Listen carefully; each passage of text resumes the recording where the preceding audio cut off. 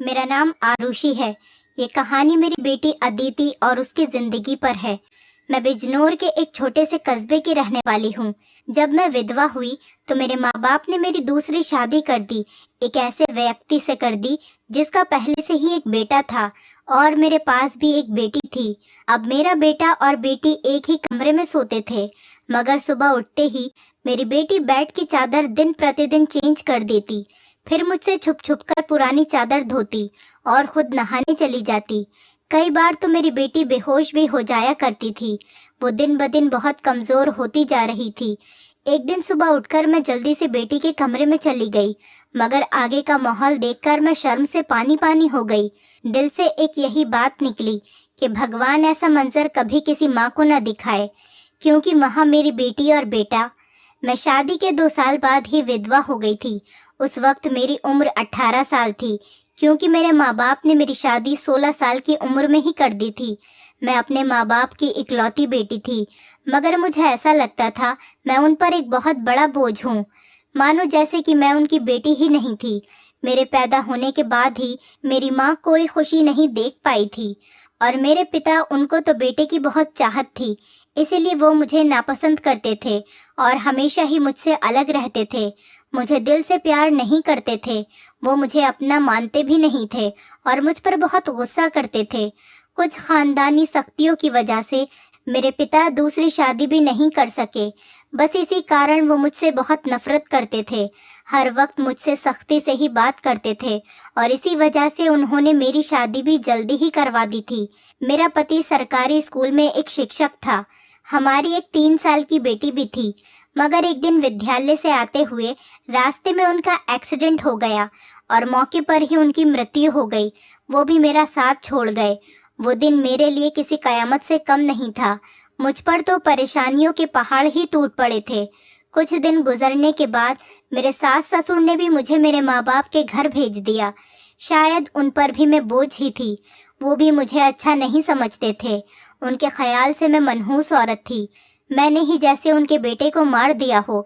फिर मैं चुपचाप अपने माँ बाप के साथ उनके घर आ गई। मेरे माँ बाप ही मुझे बोझ ही समझते थे।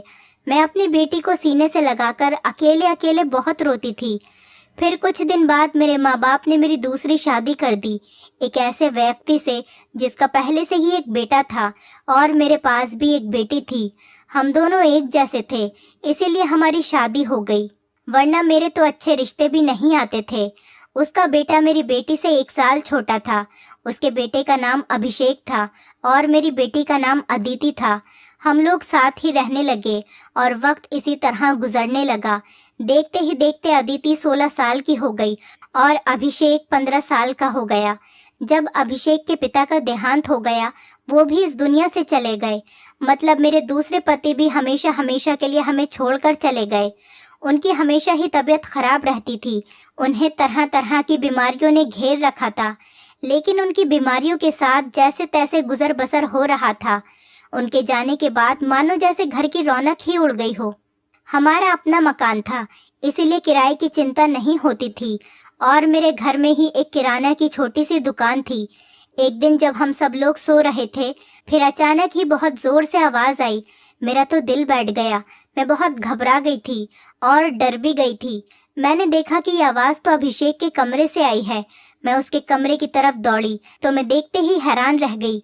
कमरे की छत गिर गई थी। ये देखकर मैं घबरा गई। मुझे डर था कि कहीं अभिषेक तो इस छत के नीचे नहीं दब गया। जब मैं करीब गई और मैंने जाकर देखा तो अभिषेक वहां नहीं था। वो बाथरूम जाने के लिए उठा होगा, इसी वजह से उसकी जान बच गई, क्योंकि उसके कमरे की छत गिर गई थी। मैंने ईश्वर से धन्यवाद किया कि ये तो अच्छा हुआ कि अभिषेक को कोई चोट नहीं आई। अगर उसको कुछ हो जाता तो मैं उसके स्वर्गवासी पिता को क्या मुंह दिखाती। लेकिन अब हमारे पास इतने पैसे नहीं थे कि हम उस छत को दोबारा डलवा सकते। कमरे का तो कबाड़ा ही बन गया था। सारी छत गिर चुकी थी और हमने उसको उसके हाल पर ही छोड़ दिया। उसके बाद मैंने अपने लिए अपना बिस्तर रसोई में ही डाल दिया और कमरे में दोनों बच्चों को सोने के लिए कहा, क्योंकि बाहर तो बहुत ज्यादा सर्दी थी और बाहर कोई सो भी नहीं सकता था। और कमरे में एक बेड और एक चारपाई ही थी। 2 लोग भी बहुत मुश्किल से सो पाते थे। अब वो दोनों एक ही कमरे में सोते थे, मजबूरी थी, क्या कर सकते हैं। एक कमरे में तो दुकान थी और मेरे पति ने घर में 3 ही तो कमरे बनवाए थे। यूँ तो हम 3 लोगों के हिसाब से कमरे ठीक थे, लेकिन एक कमरा दुकान के लिए भी तो ज़रूरी था। अब मजबूरी थी, क्या कर सकते थे, गुजारा तो करना ही था। एक दिन मेरा बेटा बेटी के कमरे में सोया तो सुबह सुबह कुछ ऐसा हुआ कि मैं चकित रह गई। अभिषेक तो सवेरे उठकर नाश्ता करने भी बैठ गया था, जबकि अदिति अभी तक सो रही थी। वो तो इतनी देर तक नहीं सोती थी, लेकिन आज वो इतनी देर तक क्यों सो रही थी? उसकी आदत थी कि वो सुबह जल्दी उठ जाया करती थी। मैंने उसको आवाज़ भी दी तो वो उठ नहीं रही थी। थोड़ी देर के बाद मैंने उसके कमरे में जाकर उसको देखा तो पता चला कि वो बेहोश हो चुकी थी। मैं बुरी तरह से घबरा गई थी कि उसको क्या हो गया। मैंने फौरन ही अभिषेक को बोला कि पास के ही डॉक्टर को घर बुला लाओ। डॉक्टर घर पर आया तो डॉक्टर ने कहा कि ये बेहोश हो गई है। लड़की काफ़ी कमज़ोर है, खून की भी कमी है। कोई भारी काम इससे मत करवाना, बस आराम ही करवाना। फल, अच्छा खाना वगैरह खिलाइए, ठीक हो जाएगी। जब अदिति को होश आया तो मैं उसके पास गई और मैंने उससे पूछा कि तुम्हें क्या हो गया था। तो वो कहने लगी कि बस ऐसे ही बैठे बैठे मुझे चक्कर आने लगे थे और मैं बेहोश हो गई थी। मैंने अपनी बेटी को कहा कि तुम आराम करो, मैं तुम्हारे लिए नाश्ता बनाकर लाती हूँ। जब मैं नाश्ता लेकर आई और मैंने आकर देखा, वो अपने कमरे में नहीं थी और कमरे के बिस्तर पर चादर भी नहीं थी। मैंने बाहर जाकर उसको देखा तो वो उसी चादर को बैठकर धो रही थी। मैंने उससे पूछा, तुम ये चादर क्यों धो रही हो? तुम्हारी तो तबीयत ठीक नहीं है, डॉक्टर ने तुम्हें आराम करने के लिए कहा है। मैं उस पर बहुत चिल्लाई और कहा कि यहाँ से उठो, अपने कमरे में जाओ और नाश्ता करो, कुछ खाओ पियो, तभी तो ठीक हो जाओगी। उसने कहा, नहीं नहीं, मुझे ये चादर ज़रूर धोनी है। बिस्तर पर बिछाने के लिए हमारे घर में एक ही तो चादर है। मैंने कहा कि अचानक से ये चादर धोने का भूत तुम्हारे सर पर क्यों सवार हो गया है? इतनी तो चादर गंदी नहीं थी जो तुम उसको धोने के लिए बैठ गई। छोड़ दो इसे, मैं खुद इस चादर को धो दूंगी, उठो यहाँ से। उसने मेरी बात नहीं मानी और चादर को छत पर सुखाने के लिए चली गई। उसके बाद ही उसने नाश्ता किया। फिर थोड़ी देर के लिए वो सो गई और अभिषेक भी काम पर जा चुका था। उसको सिर्फ मैंने हाई स्कूल तक ही पढ़ाई करवाई थी और वो एक कपड़े की दुकान पर काम करता था। वो बहुत ही मेहनती था। घर वाली दुकान तो मैं खुद ही चला लिया करती थी। वैसे भी उस दुकान में ज़्यादातर बच्चे ही आते थे। दिन इसी तरह से गुजर गया। उस दिन अभिषेक ने मुझसे कहा, आज मैं खाना खाकर आया हूँ। वो देर से आया था और अदिति भी पहले से ही कमरे में सो चुकी थी। वो भी जाकर कमरे में सो गया। मैंने भी रसोई में अपनी चारपाई डाल रखी थी। जगह बदलने की वजह से मुझे नींद नहीं आ रही थी। मैं अपने पति को याद ही कर रही थी। दूसरा पति मेरा बहुत अच्छा था, मेरा बहुत ख्याल रखता था। उसने कभी भी मुझे पहली शादी का ताना नहीं दिया था और मेरी बेटी को वो हमेशा अपनी ही बेटी समझता था। और मैंने भी अभिषेक को कभी नहीं बताया था कि वो मेरा सौतेला बेटा है। उसने भी मुझसे अपने हिस्से का प्यार ले लिया था। वो मुझे सगी माँ से भी ज़्यादा प्यार करता था और मेरा कहना भी मानता था। वो उस घर में अकेला ही मर्द था। वो हमारा इकलौता ही सहारा था, वरना हम 2 औरतें कहाँ जाती। काम भी अच्छे तरीके से कर रहा था। मैंने उससे कहा भी था कि वो आगे की पढ़ाई प्राइवेट पढ़ ले, क्योंकि अगर उसके पास कोई अच्छी डिग्री होगी तो नौकरी भी अच्छी मिल जाएगी। वो मेरी बात मान लेता था। सुबह सुबह फिर से कुछ ऐसा हुआ कि मैं हैरान रह गई। अदिति फिर से बेहोश हो चुकी थी और इस बार तो उसकी शक्ल देखकर लग रहा था जैसे उसके जिस्म का सारा खून ही खींच लिया गया हो। वो बिल्कुल पीली पड़ गई थी। फिर मैंने डॉक्टर को बुलवाया। डॉक्टर ने वही बात कही कि मैंने आराम करने को कहा था। इसको खाने में क्या खिलाया था आपने? मैंने उनको सारी बात बताई। मैंने कहा कि वही दाल सब्जी खिलाई थी और फल भी खिलाए थे। पूरा दिन कोई काम भी नहीं करवाया था। तो डॉक्टर ने कहा कि दोबारा से कैसे इतनी कमज़ोरी हो गई। आप इस बात को सीरियस लीजिए, नहीं तो आपकी बेटी की जान को खतरा हो सकता है, क्योंकि इस तरह से अचानक बेहोश हो जाना और कई घंटों तक बेहोश रहना कोई मामूली बात नहीं। डॉक्टर ने सख्ती से सारी बात बताई और कुछ देर बाद वो चले गए। फिर जब अदिति को होश आया तो मैंने उससे कहा कि तुमने फिर से अब कोई काम किया तो मुझसे बुरा कोई नहीं होगा। लेकिन थोड़ी देर बाद जब मैं उसके कमरे में दोबारा गई तो मैं ये देखकर हैरान हो गई कि वो क्या कर रही है। वो तो फिर से बैठ के चादर को धो रही थी। इस बार मैं उसे दूर से देख रही थी, क्योंकि जो भी वो कर रही थी वो सब कुछ मामूली नहीं था। वो बेहोशी से उठकर चादर को धोना शुरू कर देती थी। ये सब क्या हो रहा था? वो ये सब क्यों कर रही थी?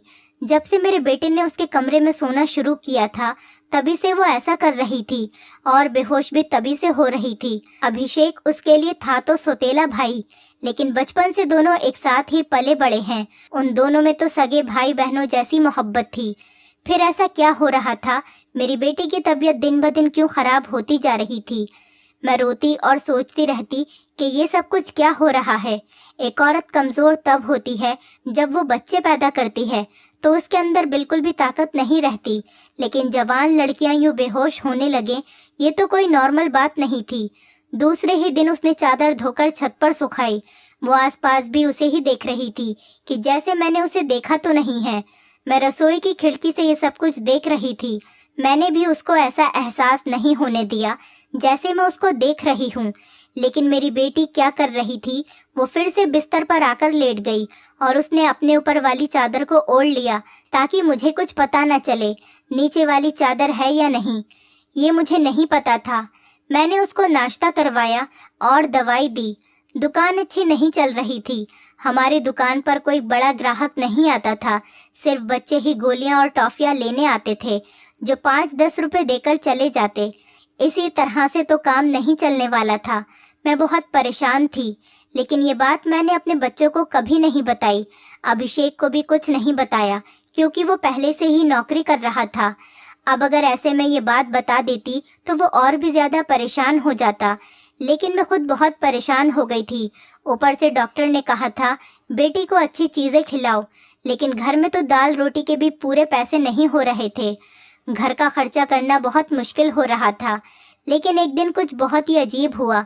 मैंने अपने बेटे अभिषेक और अदिति को कुछ ऐसी बातें करते हुए सुना जिनकी मुझे बिल्कुल भी समझ नहीं आई। मेरे बेटे ने कहा, ये तुमने तो अभी से ही अपनी तबीयत खराब कर ली है। इस तरह तो नहीं चलेगा। अगर तुम्हें इतनी परेशानी हो रही है तो फिर हम ये सब नहीं कर सकते। मेरी बेटी ने कहा कि नहीं, मुझे ये काम करना है। इसी तरह के मौके बार बार नहीं मिलते हैं, और मुझे क्या पता था कि मेरे साथ ये सब कुछ हो जाएगा। मुझे तो पता ही नहीं था कि मेरे अंदर इतनी भी ताकत नहीं है। मेरे बेटे ने कहा कि अब तो तुम्हें पता है ना, मैं तुम्हारी जिंदगी को दांव पर नहीं लगा सकता। तो मेरी बेटी का कहना था कि नहीं, सिर्फ 2-4 हफ्तों की बात है, उसके बाद ये मौका नहीं मिलेगा। ये सब क्या हो रहा था? मुझे कुछ समझ नहीं आ रहा था। ये दोनों क्या बातें कर रहे हैं? एक दिन तो मैंने कुछ ऐसा देखा जिसको देखकर मैं दंग रह गई। सुबह सुबह ही मेरी बेटी ने चादर को फिर से धोकर छत पर सुखा दिया, और वो एक तरफ खड़ी होकर उल्टी कर रही थी। मैंने कहा कि क्या हो गया है तुम्हें? वो घबरा गई और कहने लगी कि अचानक से मेरा दिल खराब हो गया। मैंने कहा, क्या मतलब है इस बात का कि दिल खराब हो गया तुम्हारा? क्या खा रही हो तुम ऐसा, और चादर को बार बार क्यों धोती हो? क्या छुपा रही हो मुझसे? अगर मुझे पता चला कि तुमने कोई ऐसी वैसी हरकत की है जिससे मेरी और तुम्हारे बाप की इज्जत दांव पर लग गई, तो मैं तुम्हें कभी माफ नहीं करूंगी। मेरी बेटी हैरान हो गई। उसने कहा, माँ, आप किस तरह की बातें कर रही हैं? ऐसा कुछ नहीं है जैसा आप सोच रही हैं। लगता है आज आपने कोई फिल्म देखी है, या किसी ने आपके कान मेरे खिलाफ भर दिए हैं, जो आप इस तरह की बातें कर रही हैं। मैं ऐसा क्यों करूंगी? और अगर मैंने इस चादर को धो दिया है तो क्या हो गया? चादर गंदी हो गई थी, बस इसीलिए धो दिया।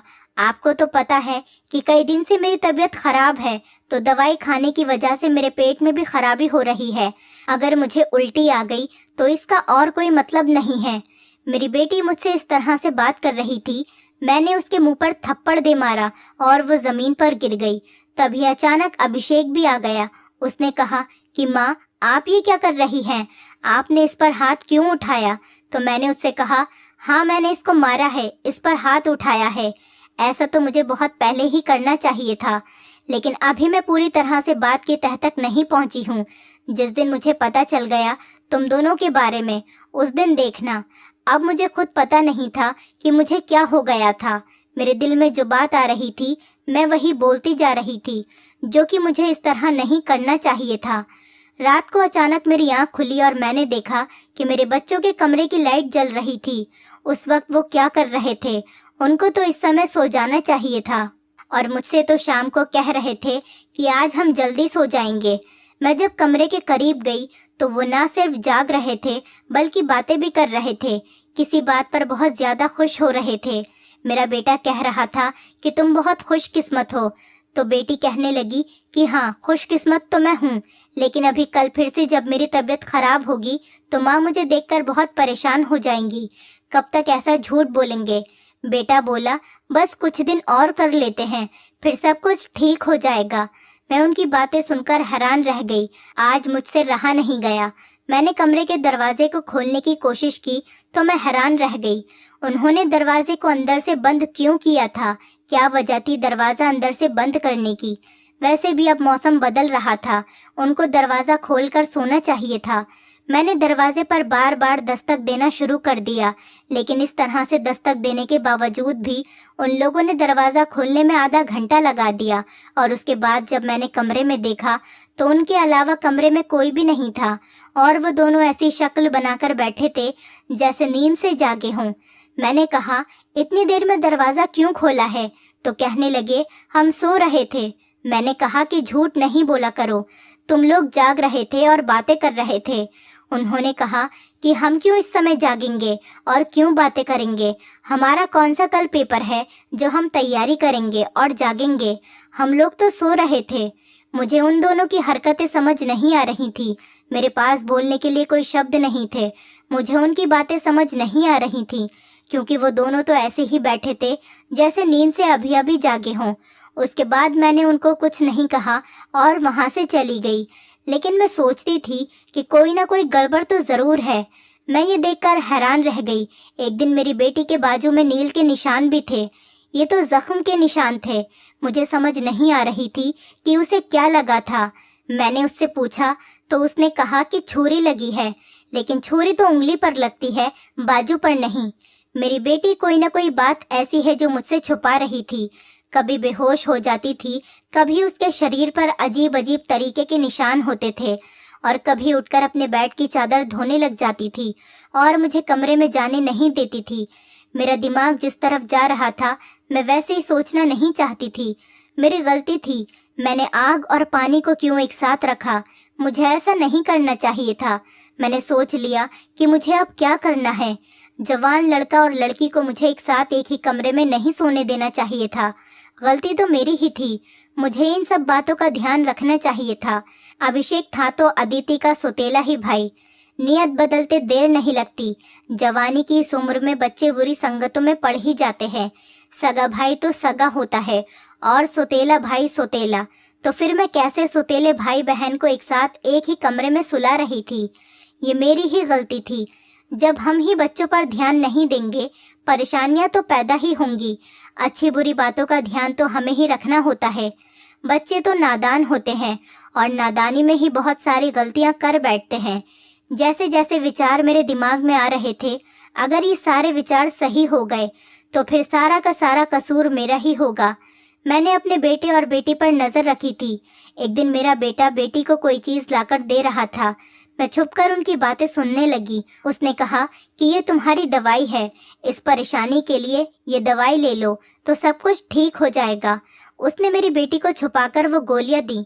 मैं परेशान हो गई कि ये किस चीज की गोलियां उसको दे रहा है। आखिर ऐसी क्या बात है जो परेशानी ये दोनों हल करना चाहते हैं और उसके बारे में मुझे नहीं पता। और ये दवाइयाँ कुछ अजीब सी क्यों लग रही थी। मेरी बेटी ने भी वो दवाइयाँ फौरन से पकड़ ली और उनको अपने दुपट्टे के पल्लू में छुपा लिया। बेटे ने कहा कि रात को सोने से पहले खा लेना, तो फिर अगले दिन तुम बेहोश बिल्कुल भी नहीं होगी। और 2-3 दिन तक तो मेरी बेटी वाकई बेहोश नहीं हुई थी, लेकिन उसके बाद शायद उसकी वो गोलियां खत्म हो गईं और एक दिन बाद फिर से मेरी बेटी बेहोश हो गई थी। मेरा बेटा भी घर पर नहीं था, इसीलिए मैंने आज फायदा उठाने के बारे में सोचा। मैंने वो चादर बहुत ही होशियारी से बेटी के नीचे से खींच ली और उसको तरीके से तय करके अपने कमरे में ले आई। मुझे खोलकर देखना था कि इस पर ऐसा क्या लगा होता था जिसकी वजह से मेरी बेटी सुबह उठते ही उसे धोना शुरू कर देती थी और यहाँ तक कि अपनी बीमारी का भी ख्याल नहीं करती।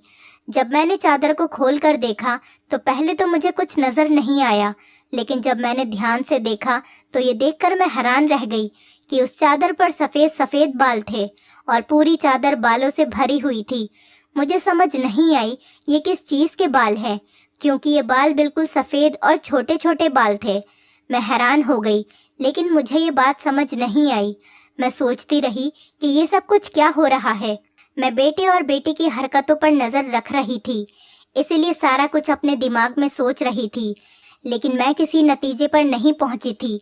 तब तक मेरी बेटी को ये पता चल ही गया कि चादर मैंने देख ली है, तो वो मेरे पास आकर बैठ गई और कुछ अजीब सी घबराई हुई नज़र आने लगी। उसके बाद मैंने उससे पूछ लिया कि क्या बात है, क्यों परेशान लग रही हो। तो उसने कहा कि माँ, वो चादर कहाँ है। तो मैंने उससे कहा कि वो तो मैंने धोकर डाल दी है। ये कहकर वो मेरे पास से जाने लगी, तो मैंने उसका हाथ पकड़कर उसे रोक लिया और मैंने कहा कि मैं सब कुछ देख चुकी हूँ। उस चादर पर जो भी लगा हुआ था मुझे बता दो, ये सब कुछ क्या है? तुम मुझसे इतने दिनों से क्या छुपा रही हो? मैं बहुत परेशान हो गई हूँ, मेरे दिमाग में बहुत बुरे बुरे विचार आ रहे हैं। वो मेरे पास बैठ गई और फिर मेरी बेटी ने मुझे ऐसी बात बताई कि मेरे कदमों तले से ज़मीन निकल गई। मेरी बेटी ने मुझे बताया कि माँ, जैसा आप समझ रही हैं वैसा बिल्कुल भी नहीं है। दरअसल हमने देख लिया था कि इस घर के हालात अच्छे नहीं चल रहे। घर की दुकान भी नहीं चल रही थी और भैया भी कुछ खास पैसे नहीं कमा रहे थे, लेकिन हमें ऐसा कोई काम नहीं मिल रहा था जो हम लोग कर पाते। फिर भैया के एक दोस्त ने उसको एक काम दिया। दरअसल उसने कुछ बहुत ही नस्ली किस्म के बिल्ली के बच्चे रखे हुए थे, जो कि 3 से 4 की तादाद में थे, लेकिन उनको संभालना उसके बस से बाहर था। इसीलिए उसने हमें उन बच्चों को संभालने का काम दिया और उस काम के बहुत सारे पैसे दिए।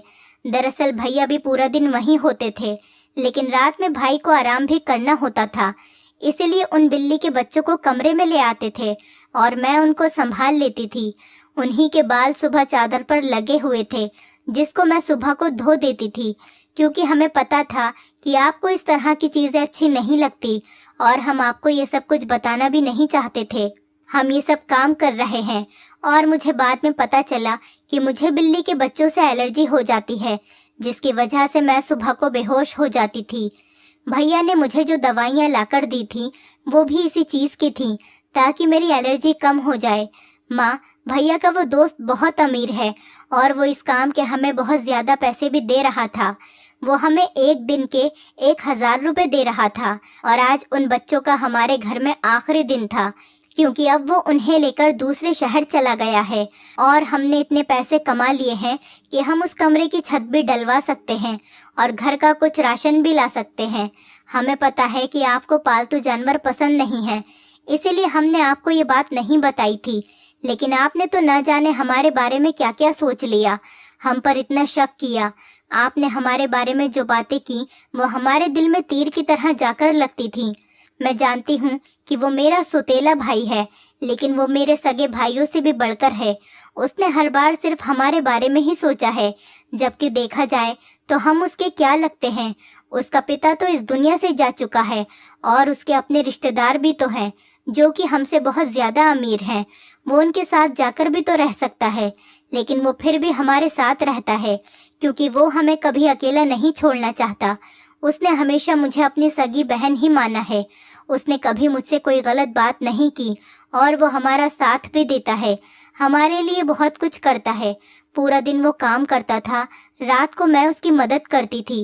वो कहता था कि वो रात में भी ये सब कुछ कर लेगा, दिन भर तो वो बेचारा मेहनत करता था। इसीलिए मैंने उससे कहा कि रात को तुम आराम किया करो, बच्चों को मैं देख लूँगी। इसीलिए मैं उसकी मदद कर रही थी। मुझे ये सुनकर बहुत ही ज़्यादा अफसोस हुआ और मुझे खुद पर बहुत गुस्सा भी आ रहा था। मैंने अपने बच्चों के बारे में क्या क्या सोचा।